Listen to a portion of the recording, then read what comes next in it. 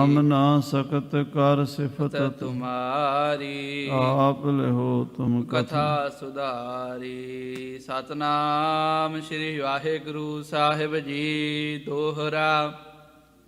ਪਰਿਓ ਰੌਰ ਸਭ ਠੌਰ ਮੈਂ, ਮਗ ਅਟਕੇ ਚਹੂੰ ਔਰ। ਨਰ ਨਾਰੀ ਮਹਿ ਤਰਾਸ ਭਾ, ਜਥਾ ਪੋਤ ਜਲ ਘੋਰ। ਵਾਹਿਗੁਰੂ ਜੀ ਕਾ ਖਾਲਸਾ ਵਾਹਿਗੁਰੂ ਜੀ ਕੀ ਫਤਿਹ। ਕਰਮ ਸਨਮਾਨ ਜੋ ਗੁਰੂ ਖਾਲਸਾ ਸਾਧ ਸੰਗਤ ਜੀਓ, ਆਪ ਜੀ ਅਤਿਅੰਤ ਵਡਭਾਗੇ ਹੋ।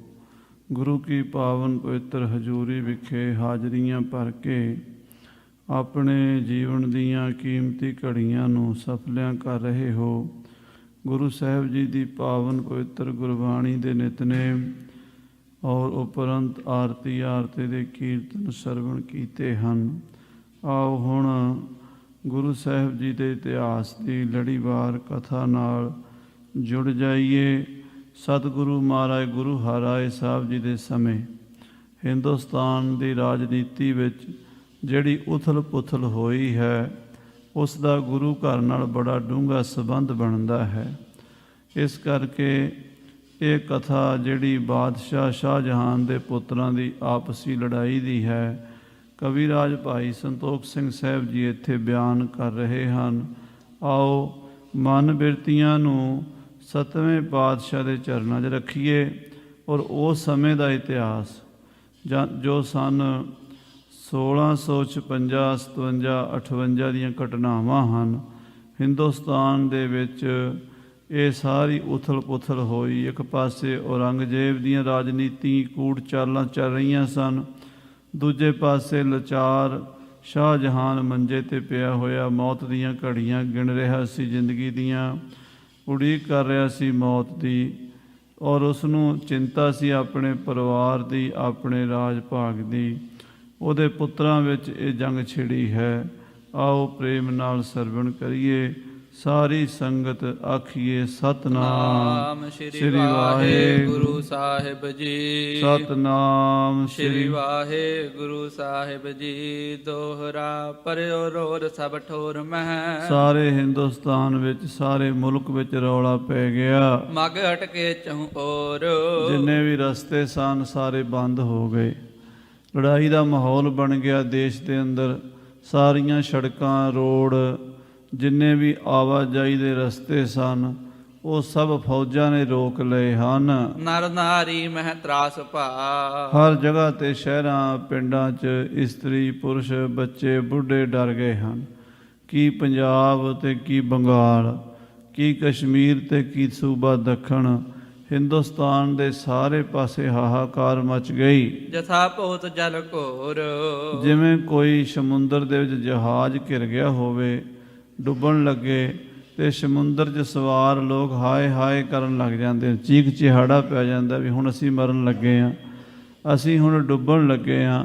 ਹਿੰਦੁਸਤਾਨ ਨੂੰ ਵੀ ਇੱਦਾਂ ਖਤਰਾ ਹੋ ਗਿਆ ਵੀ ਇਸ ਲੜਾਈ 'ਚ ਪਤਾ ਨਹੀਂ ਕਿੰਨੀਆਂ ਹਜ਼ਾਰਾਂ ਲੱਖਾਂ ਜਾਨਾਂ ਜਾਣਗੀਆਂ, ਕਿੰਨੇ ਘਰ ਉੱਜੜਨਗੇ, ਕਿੰਨੀ ਬਰਬਾਦੀ ਹੋਵੇਗੀ। ਸਾਰੇ ਪਾਸੇ ਲੋਕ ਜਿਹੜੇ ਹਨ ਉਹ ਤਰਾਹ ਤਰਾਹ ਕਰਨ ਲੱਗੇ ਹਨ। ਚੌਪਾਈ ਦਾਰ ਸਿਕੋ ਸੁਣੀ ਸੁਧ ਸਾਰੀ, ਜਦੋਂ ਦਾਰਾ ਸ਼ਿਕੋਹ ਨੂੰ ਪਤਾ ਲੱਗਾ ਵੀ ਮੇਰਾ ਭਰਾ ਸੁਜਾ ਮੁਹੰਮਦ ਬੰਗਾਲ ਤੋਂ ਚੱਲ ਕੇ ਕਾਂਸ਼ੀ ਆ ਬੈਠਾ ਹੈ, ਉਹਨੇ ਬੰਗਲਾਦੇਸ਼, ਬੰਗਾਲ, ਬਿਹਾਰ, ਅਸਾਮ ਤੇ ਯੂਪੀ ਤੇ ਕਬਜ਼ਾ ਕਰ ਲਿਆ ਹੈ। ਸ਼ਾਹੋ ਜਹਾਂ ਕੇ ਤੀਰੇ ਉਚਾਰੀ, ਉਹਨੇ ਸ਼ਾਹਜਹਾਨ ਬਾਦਸ਼ਾਹ ਨੂੰ ਇਹ ਖਬਰ ਦਿੱਤੀ ਹੈ। ਗਰਦਸ਼ ਕੀਨਸ਼ ਦੇਸ਼ ਅਸ਼ੇਸ਼, ਹੇ ਪਿਤਾ ਜੀ, ਅੱਬਾ ਜਾਨ, ਸਾਡੇ ਛੋਟੇ ਭਰਾ ਸੁਜਾ ਮੁਹੰਮਦ ਨੇ ਪੂਰਬੀ ਭਾਰਤ ਨੂੰ ਬਰਬਾਦ ਕਰ ਦਿੱਤਾ ਹੈ, ਬੜੀ ਗਰਦਸ਼ ਕੀਤੀ ਹੈ, ਬਗਾਵਤ ਦਾ ਝੰਡਾ ਬੁਲੰਦ ਕਰ ਦਿੱਤਾ ਹੈ। ਔਰ ਕੀ ਬੰਗਾਲ ਤੇ ਕੀ ਬਿਹਾਰ ਤੇ ਕੀ ਉੱਤਰ ਪ੍ਰਦੇਸ਼, ਸਾਰਾ ਇਲਾਕਾ ਹਿੰਦੁਸਤਾਨ ਦਾ ਜੋ ਪੂਰਬੀ ਇਲਾਕਾ ਹੈ ਉਸ ਨੇ ਆਪਣੇ ਕਬਜ਼ੇ 'ਚ ਕਰ ਲਿਆ ਹੈ। ਗ੍ਰਾਮ ਨਗਰ ਪੇ ਦੁਖੀ ਵਿਸ਼ੇਸ਼, ਔਰ ਪਿੰਡਾਂ ਸ਼ਹਿਰਾਂ ਦੀ ਦੁਨੀਆ ਬੜੀ ਦੁਖੀ ਹੈ। ਜਦੋਂ ਰਾਜੇ ਸ਼ੀਂਹ ਮੁਕੱਦਮ ਕੁੱਤੇ, ਰਾਜੇ ਬਘਿਆੜ ਬਣ ਜਾਣ, ਲੋਕਾਂ ਨੂੰ ਲੁੱਟਣ ਲੱਗ ਜਾਣ, ਆਪਣੀ ਪ੍ਰਜਾ ਨੂੰ ਹੀ ਲੁੱਟਣ ਲੱਗ ਜਾਣ ਤੇ ਫਿਰ ਪ੍ਰਜਾ ਦਾ ਰਾਖਾ ਕੌਣ ਬਣ ਸਕਦਾ ਹੈ। ਦੁਨੀਆ ਭਾਵੇਂ ਹਿੰਦੂ ਹੈ ਭਾਵੇਂ ਕੋਈ ਮੁਸਲਮਾਨ ਹੈ, ਹਾਏ ਹਾਏ ਕਰ ਰਹੇ ਹਨ। ਅਰਾਜਕਤਾ ਫੈਲ ਗਈ ਹੈ, ਜੰਗਲ ਰਾਜ ਹੋ ਗਿਆ ਹਿੰਦੁਸਤਾਨ ਦੇ ਵਿੱਚ। ਸ਼ਹਿਜ਼ਾਦਨ ਬੜ ਧੂਮ ਮਚਾਈ, ਸ਼ਹਿਜ਼ਾਦਿਆਂ ਨੇ ਬੜੀ ਧੂਮ ਮਚਾਈ ਹੈ। ਸਾਰੇ ਪਾਸੇ ਬਾਦਸ਼ਾਹ ਸਲਾਮਤ ਤੁਹਾਡੇ ਪੁੱਤਰਾਂ ਦੀ ਬਗਾਵਤ ਦੀਆਂ ਆਵਾਜ਼ਾਂ ਆ ਰਹੀਆਂ ਨੇ। ਸਰਕਸ਼ ਹੋਏ ਆਫਾਤ ਉਠਾਈ, ਸਰਕਸ ਭਾਵ ਉਹਨਾਂ ਨੇ ਹਥਿਆਰਬੰਦ ਹੋ ਕੇ ਆਪਣੇ ਕਮਰ ਕਸੇ ਕਰ ਲਏ ਹਨ ਤੇ ਆਫਾਤ ਉਠਾ ਦਿੱਤੀ, ਭਾਵ ਦੇਸ਼ ਵਿੱਚ ਮੁਸੀਬਤ ਖੜੀ ਕਰ ਦਿੱਤੀ ਹੈ। ਨਿਕਸੋ ਵਹਿਰ ਕਰੋ ਕੁਛ ਗਮਨ, ਹੇ ਪਿਤਾ ਜੀ, ਤੁਹਾਨੂੰ ਹੁਣ ਆਪਣੀ ਆਰਾਮਗਾਹ 'ਚੋਂ ਬਾਹਰ ਨਿਕਲਣਾ ਹੀ ਪੈਣਾ ਹੈ। ਤੁਸੀਂ ਹਿੰਦੁਸਤਾਨ ਦੇ ਬਾਦਸ਼ਾਹ ਹੋ, ਸ਼ਹਿਨਸ਼ਾਹ ਹੋ, ਅਤੇ ਇਸ ਕਰਕੇ ਤੁਹਾਡੇ ਤੋਂ ਬਿਨਾਂ ਇਹ ਬਗਾਵਤ ਦਬਾਈ ਨਹੀਂ ਜਾ ਸਕਦੀ। ਤੁਸੀਂ ਹੁਣ ਬਾਹਰ ਨਿਕਲੋ ਅਤੇ ਕੁਝ ਦੂਰ ਤੱਕ ਤੁਹਾਨੂੰ ਜਾਣਾ ਪਵੇਗਾ, ਕਿਉਂਕਿ ਇਹਨਾਂ ਲੋਕਾਂ ਨੇ ਬਾਦਸ਼ਾਹ ਦੇ ਪੁੱਤਰ ਔਰੰਗਜ਼ੇਬ, ਮੁਰਾਦ ਬਖਸ਼ ਅਤੇ ਸ਼ੁਜਾ ਮੁਹੰਮਦ ਨੇ ਇਹ ਅਫਵਾਹ ਉਡਾ ਦਿੱਤੀ ਹੈ ਕਿ ਬਾਦਸ਼ਾਹ ਸਲਾਮਤ ਦੀ ਮੌਤ ਹੋ ਗਈ ਹੈ। ਇਸ ਕਰਕੇ ਇਹ ਬਾਗੀ ਸੁਰਾਂ ਅਲਾਪ ਰਹੇ ਨੇ ਅਤੇ ਲੋਕ ਵੀ ਬੜੇ ਭੰਬਲ ਭੂਸੇ 'ਚ ਪਏ ਹੋਏ ਨੇ ਕਿ ਕੀ ਬਾਦਸ਼ਾਹ ਜਿਉਂਦਾ ਹੈ ਜਾਂ ਮਰ ਗਿਆ ਹੈ।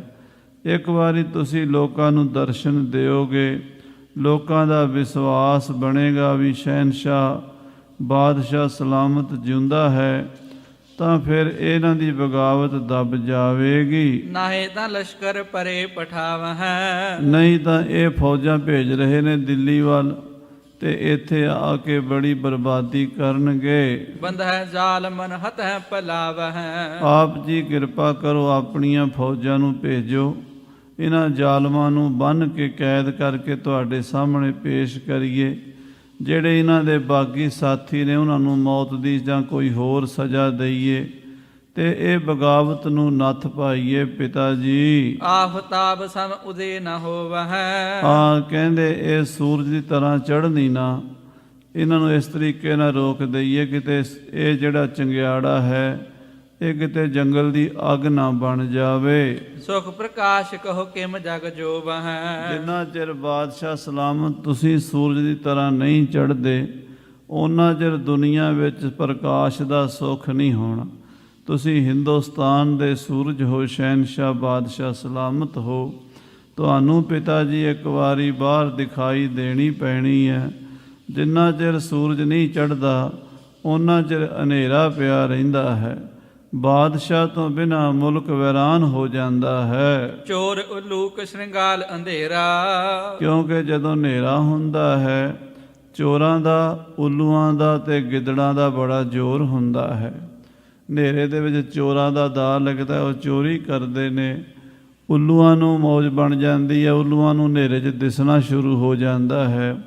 ਗਿੱਦੜ ਕੂਕਦੇ ਹਨ, ਦਬ ਕਹਿ ਦੁਸ਼ਟ ਦੇਖ ਇੱਕ ਬੇਰਾ, ਪਰ ਜਦੋਂ ਸੂਰਜ ਚੜ੍ਹਦਾ ਹੈ ਉਦੋਂ ਉੱਲੂ ਵੀ ਆਪਣੀਆਂ ਖੋਡਾਂ 'ਚ ਲੁਕ ਜਾਂਦੇ ਨੇ, ਖੋੜਾਂ 'ਚ ਲੁਕ ਜਾਂਦੇ ਨੇ ਅਤੇ ਗਿੱਦੜ ਵੀ ਆਪਣੇ ਜੰਗਲਾਂ ਚੁੱਪ ਕਰਕੇ ਬਹਿ ਜਾਂਦੇ ਨੇ ਔਰ ਚੋਰ ਵੀ ਚੋਰੀ ਤੋਂ ਹਟ ਜਾਂਦੇ ਨੇ।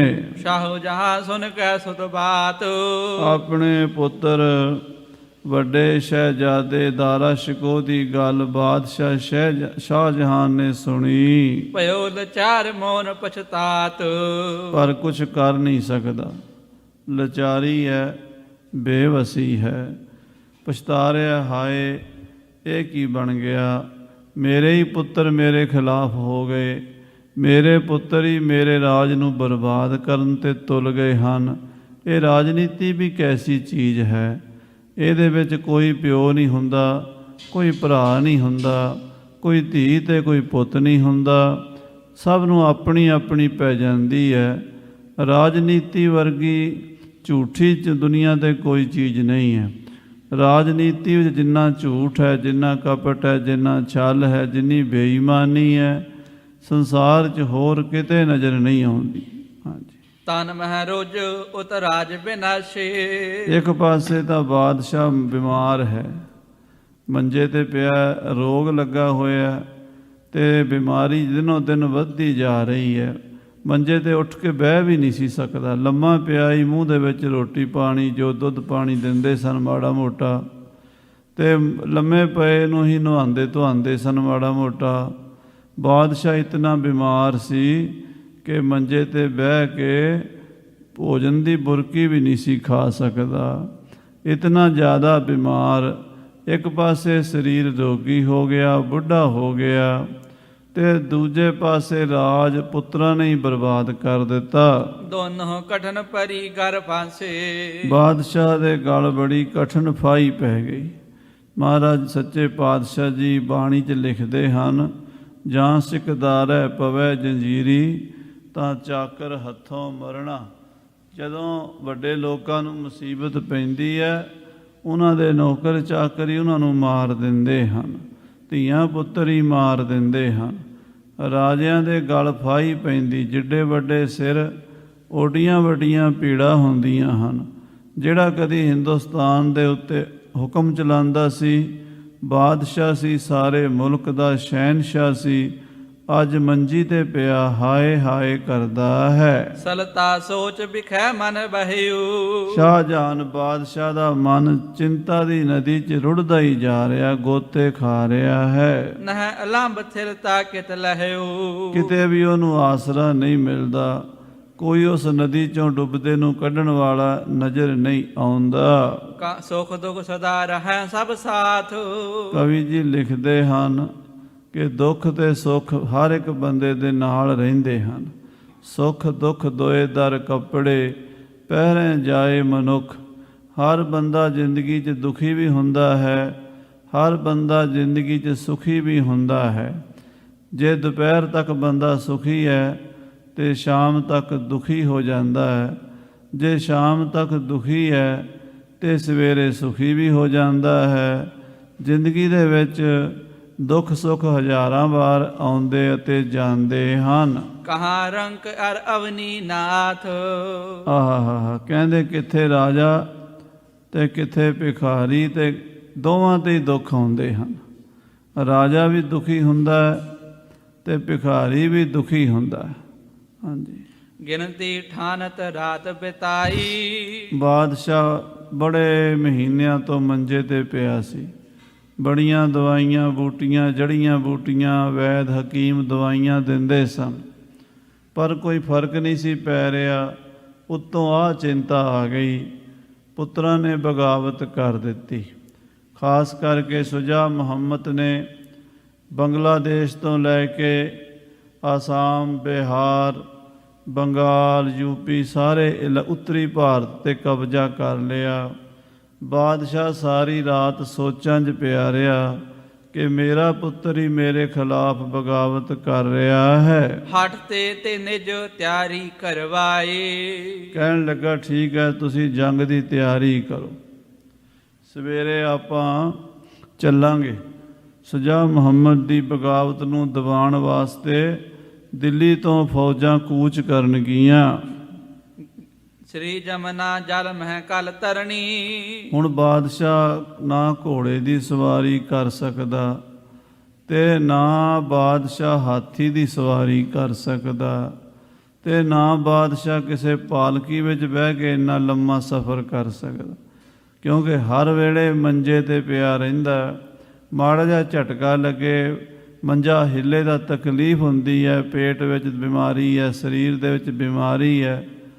ਕਹਿੰਦੇ ਇੱਕ ਤਰੀਕਾ ਹੈ, ਜਮਨਾ ਦੇ ਸੋਹਣੇ ਜਲ ਦੇ ਵਿੱਚ, ਬੇੜੀ ਦੇ ਵਿੱਚ ਬਾਦਸ਼ਾਹ ਦਾ ਪਲੰਘਾ ਰੱਖੋ ਤੇ ਉਹ ਬੇੜੀ ਜਿਹੜੀ ਜਮਨਾ ਦੇ ਵਿੱਚ ਪਾ ਕੇ ਉਹ ਕਾਂਸ਼ੀ ਤੱਕ ਲੈ ਚੱਲੋ।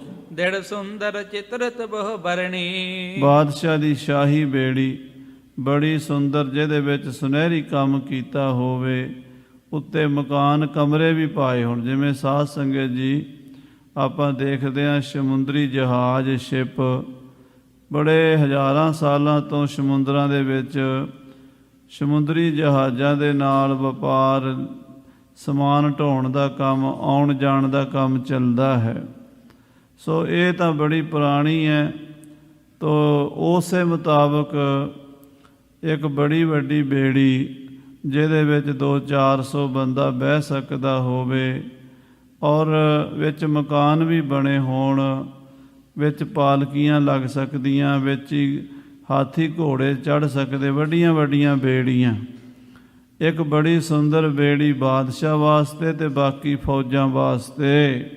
ਤਿਸ ਪਰ ਜਾਏ ਪ੍ਰਿਅੰਕ ਟਿਕਾਵਾ, ਬਾਦਸ਼ਾਹ ਦਾ ਪਲੰਘਾ ਉਸ ਬੇੜੀ ਦੇ ਵਿੱਚ ਟਿਕਾ ਦਿੱਤਾ ਗਿਆ ਹੈ। ਘਟਾ ਟੋਪ ਉੱਪਰ ਕਰ ਛਾਵਾ, ਤੇ ਉੱਤੇ ਛੱਤ ਕਰ ਦਿੱਤਾ ਹੈ, ਭਾਵ ਕਮਰੇ ਪਾ ਦਿੱਤੇ ਨੇ ਵੀ ਉੱਤੋਂ ਮੀਂਹ ਕਣੀ ਵੀ ਹੋਵੇ ਤੇ ਬਾਦਸ਼ਾਹ ਬੇੜੀ ਦੇ ਵਿੱਚ ਕਿਸੇ ਤਰ੍ਹਾਂ ਦੀ ਤਕਲੀਫ ਨਾ ਹੋਵੇ। ਸਨੇ ਸਨੇ ਤੇ ਛੋਰ ਚਲਾਵਾ, ਇਹ ਬੇੜੀ ਵਿੱਚ ਜਹਾਜ਼ ਵਿੱਚ ਪਾਣੀ ਦੇ ਵਿੱਚ ਬੈਠ ਕੇ ਜਮਨਾ ਦੇ ਵਿੱਚ ਠੇਲ ਦਿੱਤੀ ਹੈ ਬੇੜੀ, ਹੌਲੇ ਹੌਲੇ ਜਮਨਾ 'ਚ ਤੁਰਦੀ ਹੈ ਬੇੜੀ। ਤੀਰ ਤੀਰ ਬੜ ਕਟਕ ਸਿਧਾਵਾ, ਤੇ ਬਾਕੀ ਫੌਜਾਂ ਜਿਹੜੀਆਂ ਨੇ ਕਿਨਾਰੇ ਕਿਨਾਰੇ ਤੇ ਜਾ ਰਹੀਆਂ ਨੇ ਜਮਨਾ ਦੇ। ਜਹਾਂ ਅਕਬਰਾਬਾਦ ਸਥਾਨ, ਜਿੱਥੇ ਸਾਧ ਸੰਗਤ ਜੀ ਅਕਬਰਾਬਾਦ ਸਥਾਨ, ਅਕਬਰਾਬਾਦ ਨਗਰ ਹੈ। ਜਾਏ ਪਹੁੰਚੇ ਕਰਤ ਭਿਆਨ, ਇਹ ਤੁਰਦੇ ਤੁਰਦੇ ਉੱਥੇ ਜਾ ਪਹੁੰਚੇ ਹਨ। ਕਰਿਓ ਨਿਵੇਸ਼ ਅਸ਼ੇਸ਼ ਸਸੈਨਾ, ਉੱਥੇ ਅਕਬਰਾਬਾਦ ਵਿੱਚ ਬਾਦਸ਼ਾਹ ਨੇ ਆਪਣੀ ਫੌਜ ਸਮੇਤ ਪੜਾਅ ਕੀਤਾ ਹੈ। ਖਾਨ ਪਾਨ ਕਰ ਸੁਪਤੇ ਰਹਿਣਾ, ਔਰ ਖਾਨ ਪਾਨ ਕਰਕੇ ਉੱਥੇ ਸੁਤੇ ਹਨ। ਸਭ ਰਾਜਪੂਤ ਭੂਪ ਚਲ ਆਏ, ਸਾਰੇ ਰਾਜਪੂਤ ਰਾਜਸਥਾਨ ਦੇ ਰਾਜੇ ਉੱਥੇ ਆ ਗਏ ਹਨ। ਲੱਖੋਂ ਤੁਜਨੀ ਪੀ ਇੱਕ ਥਾਏ, ਲੱਖਾਂ ਫੌਜਾਂ ਇੱਕ ਥਾਂ ਤੇ ਇਕੱਠੀਆਂ ਕੀਤੀਆਂ ਹਨ। ਤੋਪ ਜੰਬੂਰੇ ਬ੍ਰਿੰਦ ਜੰਜੈਲ, ਵੱਡੀਆਂ ਤੋਪਾਂ, ਛੋਟੀਆਂ ਤੋਪਾਂ, ਜਮੂਰੇ ਤੇ ਜੰਜੈਲਾਂ ਲੈ ਕੇ। ਛੁੱਟਤ ਬਿਦਾਰ ਹਾਂ ਜੇ ਬੱਡ ਸੈਲ, ਇਹੋ ਜੀਆਂ ਤੋਪਾਂ ਜਦੋਂ ਚੱਲਦੀਆਂ ਤੇ ਪਹਾੜਾਂ ਨੂੰ ਉਡਾ ਦਿੰਦੀਆਂ ਹਨ। ਤਹ ਪੀ ਨਹਿ ਯਕੀਨ ਨਰ ਕਰੈ, ਕਹਿੰਦੇ ਉੱਥੇ ਬਾਦਸ਼ਾਹ ਅਕਬਰਾਬਾਦ ਪਹੁੰਚ ਵੀ ਗਿਆ। ਸਾਰੇ ਹਿੰਦੂ ਰਾਜੇ, ਨਵਾਬ ਤੇ ਵੱਡੇ ਵੱਡੇ ਆਲਾ ਅਫਸਰ, ਫੌਜੀ ਜਰਨੈਲ ਆਪਣੀ ਆਪਣੀ ਫੌਜੀ ਮਿਸਲਾਂ ਲੈ ਕੇ ਉੱਥੇ ਪਹੁੰਚ ਗਏ। ਲੱਖਾਂ ਲਸ਼ਕਰ ਬਾਦਸ਼ਾਹ ਦੇ ਨਾਲ ਸੀਗਾ। ਬਾਦਸ਼ਾਹ ਆਇਆ ਹੈ, ਸਭ ਨੂੰ ਖਬਰ ਹੈ, ਪਰ ਲੋਕ ਫਿਰ ਵੀ ਵਿਸ਼ਵਾਸ ਨਹੀਂ ਕਰਦੇ, ਯਕੀਨ ਨਹੀਂ ਕਰਦੇ। ਕਿਉਂ? ਕਿਉਂਕਿ ਅਫਵਾਹਾਂ ਉੱਡੀਆਂ ਹੋਈਆਂ ਨੇ ਕਿ ਬਾਦਸ਼ਾਹ ਤੇ ਕਦੋਂ ਦਾ ਮਰ ਚੁੱਕਾ ਹੈ, ਬਾਦਸ਼ਾਹ ਕਿਵੇਂ ਆ ਗਿਆ। ਫਿਰ ਲੋਕ ਕਹਿੰਦੇ ਨਹੀਂ, ਬਾਦਸ਼ਾਹ ਜਿਉਂਦਾ ਹੈ, ਬਾਦਸ਼ਾਹ ਆਪ ਦਿੱਲੀ ਤੋਂ ਬੇੜੀ ਦੇ ਵਿੱਚ ਆਇਆ ਹੈ। ਸ਼ਾਹੋ ਜਹਾਂ ਕੋ ਨਹੀਂ ਨਿਹਰੈ, ਕਿਉਂਕਿ ਬਾਦਸ਼ਾਹ ਵਿਚਾਰਾ ਮੰਜੇ ਤੇ ਪਿਆ ਹੈ। ਮੰਜੇ ਤੇ ਪਿਆ ਹੋਣ ਕਰਕੇ ਹਰ ਇੱਕ ਬੰਦੇ ਨੂੰ ਮਿਲ ਨਹੀਂ ਸਕਦਾ, ਹਰ ਬੰਦਾ ਉਹਦੇ ਦਰਸ਼ਨ ਨਹੀਂ ਕਰ ਸਕਦਾ। ਹੁਣ ਲੋਕਾਂ ਨੂੰ ਕਿਵੇਂ ਵਿਸ਼ਵਾਸ ਦਿਵਾਉਣ ਵੀ ਬਾਦਸ਼ਾਹ ਜਿਉਂਦਾ ਹੈ। ਕਰਿਓ ਦਿਖਾਵਾ ਨਵਕਾ ਮਾਹੇ, ਇਹਨਾਂ ਨੇ ਇਹ ਅਫਵਾਹ ਉਡਾ ਦਿੱਤੀ ਵਿਰੋਧੀਆਂ ਨੇ ਲੋਕਾਂ ਵਿੱਚ ਵੀ ਇਹ ਤਾਂ ਐਵੇਂ ਵਿਖਾਵਾ ਹੀ ਕੀਤਾ ਕਿਸ਼ਤੀ ਦੇ ਵਿੱਚ ਮੰਜਾ ਰੱਖ ਕੇ। ਬਾਦਸ਼ਾਹ ਕਿੱਥੇ ਹੈ? ਬਾਦਸ਼ਾਹ ਤਾਂ ਦਿੱਲੀ 'ਚ ਹੀ ਮਰ ਖੱਪ ਗਿਆ। ਇਹ ਤਾਂ ਝੂਠਾ ਹੀ ਵਿਖਾਵਾ ਕਰਦੇ ਨੇ ਵੀ ਬਾਦਸ਼ਾਹ ਆਇਆ ਹੈ। ਮਰਿਓ ਸ਼ਾਹ ਜੀਵਤ ਹੋਏ ਨਾਹੇ, ਕਹਿੰਦੇ ਬਾਦਸ਼ਾਹ ਤੇ ਮਰ ਗਿਆ, ਜਿਉਂਦਾ ਨਹੀਂ। ਇਹ ਤੇ ਦਾਰਾ ਸ਼ਿਕੋ ਨੇ ਐਵੇਂ ਫਰੇਬ ਕੀਤਾ ਹੈ। ਦੇਖਾ ਦੇਖੀ ਨ੍ਰਿਪ ਉਮਰਾਵ, ਦੇਖਾ ਦੇਖੀ ਸਾਰੇ ਰਾਜੇ ਤੇ ਉਮਰਾਵ ਤੇਰੇ ਸਾਥ ਸਭ ਤਿਸ ਹੀ ਥਾਵ, ਉੱਥੇ ਟਿਕ ਗਏ ਨੇ। ਬਾਦਸ਼ਾਹ ਤੇ ਐਵੇਂ ਇਹਨਾਂ ਨੇ ਕਿਹਾ ਹੋਇਆ ਵੀ ਜਿਉਂਦਾ ਹੈ, ਬਾਦਸ਼ਾਹ ਕੋਈ ਨਹੀਂ ਜਿਉਂਦਾ। ਬਾਦਸ਼ਾਹ ਦਾ ਮੰਜਾ ਚੁੱਕ ਲਿਆ ਇਹਨੇ, ਬਾਦਸ਼ਾਹ ਤਾਂ ਕਦੋਂ ਦਾ ਮਰ ਖੱਪ ਗਿਆ ਹੈ। ਪੁਨ ਜਸੂਸ ਸੁਧ ਦੇਸ਼ਨ ਲਿਆਏ, ਫਿਰ ਸਾਧ ਸੰਗਤ ਜੀ ਬਾਦਸ਼ਾਹੀ ਜਸੂਸ CID ਵਾਲੇ ਵੱਖਰੇ ਵੱਖਰੇ ਇਲਾਕਿਆਂ ਦੀਆਂ ਖਬਰਾਂ ਲੈ ਕੇ ਆਏ। ਮੁਹੰਮਦ ਸੁਜਾ ਪ੍ਰਾਸ ਦੇਸ਼ ਡਰਾਏ, ਕਹਿੰਦੇ ਮੁਹੰਮਦ ਸੁਜਾ ਪ੍ਰਾਚੀ ਦਿਸ ਕਹਿੰਦੇ ਨੇ ਪੂਰਬ ਵਾਲੀ ਦਿਸ਼ਾ ਨੂੰ, ਜਿੱਧਰੋਂ ਸੂਰਜ ਚੜ੍ਹਦਾ ਹੈ। ਉਧਰ ਬੰਗਲਾਦੇਸ਼, ਬੰਗਾਲ, ਬਿਹਾਰ ਨੂੰ ਜਿੱਤ ਕੇ ਕਾਂਸ਼ੀ ਬੈਠਾ ਸੁਜਾ ਮੁਹੰਮਦ ਆ ਕੇ ਲਗਭਗ 1000-2000 ਮੀਲ ਦਾ ਏਰੀਆ ਹੈ ਜਿਹੜਾ ਹਿੰਦੁਸਤਾਨ ਦਾ ਇੱਕ ਬਹੁਤ ਵੱਡਾ ਹਿੱਸਾ ਉਹ ਸੁਜਾ ਮੁਹੰਮਦ ਨੇ ਦਬਾ ਲਿਆ ਹੈ। ਬੰਗਾਲਾ ਜੁਤ ਦੇਸ਼ ਕਨੇਰੇ, ਬੰਗਾਲ, ਆਸਾਮ, ਬੰਗਲਾਦੇਸ਼, ਇਸੇ ਤਰ੍ਹਾਂ ਬਿਹਾਰ, ਉੱਤਰ ਪ੍ਰਦੇਸ਼ ਦੇ ਸਾਰੇ ਇਲਾਕੇ ਕਬਜ਼ਾ ਕਰ ਦ੍ਰਿੜ ਭਇਓ ਵਡੇਰੇ। ਇਹ ਸ਼ੁਜਾ ਮੁਹੰਮਦ ਨੇ ਕਬਜ਼ਾ ਕਰ ਲਿਆ ਹੈ। ਉਹਨਾਂ ਦੇ ਕਿਲਿਆਂ ਉੱਤੇ ਆਪਣਾ ਝੰਡਾ ਲਹਿਰਾ ਦਿੱਤਾ ਹੈ। ਸਾਰੇ ਪਾਸੇ ਸ਼ੁਜਾ ਮੁਹੰਮਦ ਦੀ ਦੋਈ ਫਿਰ ਰਹੀ ਹੈ। ਪਟਨੇ ਤੇ ਕਾਸ਼ੀ ਚਲ ਆਇਓ। ਪਟਨਾ ਪਾਟਲੀ ਪੁੱਤਰ ਬਿਹਾਰ ਦੀ ਰਾਜਧਾਨੀ ਉੱਤੇ ਵੀ ਕਬਜ਼ਾ ਕਰ ਲਿਆ ਹੈ। ਇਸੇ ਤਰ੍ਹਾਂ ਹੋਰ ਸ਼ਹਿਰਾਂ ਨਗਰਾਂ ਨੂੰ ਜਿੱਤਦਾ ਹੋਇਆ ਕਾਸ਼ੀ ਵਿਖੇ ਆ ਬੈਠਾ ਹੈ ਸ਼ੁਜਾ ਮੁਹੰਮਦ। ਲਸ਼ਕਰ ਜੰਗੀ ਸੰਗ ਸੁਹਾਇਓ। ਉਹਦੇ ਕੋਲ ਫੌਜਾਂ ਵੀ ਬੜੀਆਂ ਹਨ। ਜੰਗੀ ਲਾਓ ਲਸ਼ਕਰ ਹੈ। ਲੱਖਾਂ ਫੌਜਾਂ ਦੇ ਨਾਲ ਸ਼ੁਜਾ ਮੁਹੰਮਦ ਆ ਕੇ ਕਾਸ਼ੀ ਬੈਠਾ ਹੈ। ਜੰਗ ਇਰਾਦਾ ਕਰਤ ਬਿਲੰਦ। CID ਵਾਲਿਆਂ ਨੇ ਦਾਰਾ ਸ਼ਿਕੋ ਅਤੇ ਬਾਦਸ਼ਾਹ ਸ਼ਾਹਜਹਾਨ ਨੂੰ ਦੱਸਿਆ, ਸ਼ਹਿਨਸ਼ਾਹ ਸਲਾਮਤ ਤੁਹਾਡਾ ਛੋਟਾ ਪੁੱਤਰ ਜੰਗ ਦਾ ਇਰਾਦਾ ਕਰਕੇ ਆਇਆ ਹੈ। ਇਤਨੀ ਭਾਰੀ ਫੌਜ ਹੈ ਕਿ ਕਹੀ ਨਹੀਂ ਜਾ ਸਕਦੀ। ਬੰਗਲਾਦੇਸ਼ ਤੋਂ, ਬੰਗਾਲ ਤੋਂ, ਆਸਾਮ ਤੋਂ, ਬਿਹਾਰ ਤੋਂ ਉਹਨੇ ਨਵੀਆਂ ਹਜ਼ਾਰਾਂ ਲੱਖਾਂ ਫੌਜਾਂ ਭਰਤੀ ਕੀਤੀਆਂ। ਰਾਜਿਆਂ, ਮਹਾਰਾਜਿਆਂ, ਨਵਾਬਾਂ ਨੂੰ ਵੱਖਰੇ ਵੱਖਰੇ ਤਰੀਕੇ ਨਾਲ ਕਿਸੇ ਨੂੰ ਡਰਾ ਕੇ, ਕਿਸੇ ਨੂੰ ਪੈਸੇ ਦਾ ਲਾਲਚ ਦੇ ਕੇ, ਕਿਸੇ ਨੂੰ ਅਹੁਦਿਆਂ ਦਾ ਲਾਲਚ ਦੇ ਕੇ ਆਪਣੇ ਨਾਲ ਰਲਾ ਲਿਆ ਹੈ। ਤੇ ਸ਼ੁਜਾ ਮੁਹੰਮਦ ਦਿੱਲੀ ਦਾ ਬਾਦਸ਼ਾਹ ਬਣਨਾ ਚਾਹੁੰਦਾ ਹੈ। ਖੀਨ ਲੀਨ ਧਨ ਕੀਨਸ ਬ੍ਰਿੰਦ। ਉਹਨੇ ਬੜੇ ਬੜੇ ਸਰਕਾਰੀ ਖਜ਼ਾਨਿਆਂ ਦਾ ਪੈਸਾ ਆਪਣੇ ਕਬਜ਼ੇ 'ਚ ਕਰ ਲਿਆ ਹੈ। ਦਾਰਾ ਸ਼ਿਕੋ ਸੁਨਤ ਰਿਸ ਭਰਿਓ। ਕਿਉਂਕਿ ਬਾਦਸ਼ਾਹ ਤਾਂ ਮੰਜੇ ਤੇ ਪਿਆ ਸੀਗਾ। ਸਾਰੀ ਕਾਰਵਾਈ ਤਾਂ ਦਾਰਾ ਸ਼ਿਕੋ ਨੂੰ ਕਰਨੀ ਪੈ ਰਹੀ ਸੀ। ਦਾਰਾ ਸ਼ਿਕੋ ਨੂੰ ਬੜੀ ਅੱਗ ਲੱਗੀ, ਬੜਾ ਗੁੱਸਾ ਚੜ੍ਹਿਆ ਜਦੋਂ ਛੋਟੇ ਭਰਾ ਦੀ ਬੇਵਫਾਈ ਵੇਖੀ ਹੈ। ਨਿਜ ਮਸਲਤ ਕਰ ਮਸਲਤ ਢਰਿਓ। ਉਹਨੇ ਆਪਣੇ ਖਾਸ ਮੁਸਾਹਿਬਾਂ ਦੀ ਮੀਟਿੰਗ ਸੱਦੀ।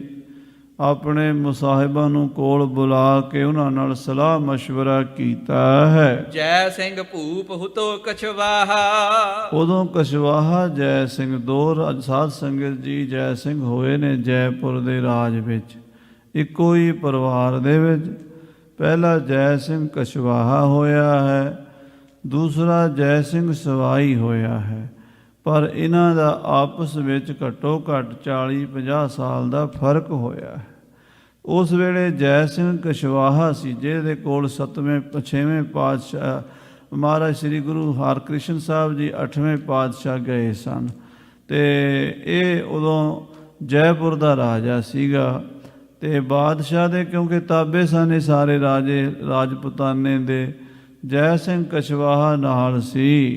ਤੇ ਬੁਲਾਏ ਸਾਦਰ ਬਚ ਪ੍ਰਾਹਾ। ਰਾਜੇ ਜੈ ਸਿੰਘ ਕਛਵਾਹੇ ਨੂੰ ਸੱਦ ਕੇ ਦਾਰਾ ਸ਼ਿਕੋ ਨੇ ਬੜੀ ਇੱਜ਼ਤ ਦੇ ਨਾਲ, ਸਤਿਕਾਰ ਦੇ ਨਾਲ ਆਖਿਆ, ਲਸ਼ਕਰ ਲਿਹੋ ਤਮਾਮ ਪਤਸ਼ਾਹੀ।